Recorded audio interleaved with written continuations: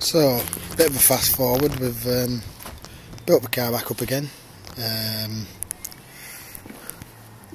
put the front end on, put coolant in, all the covers and cowlings are now back in place again as it should be. And it looks like we've got away with that one.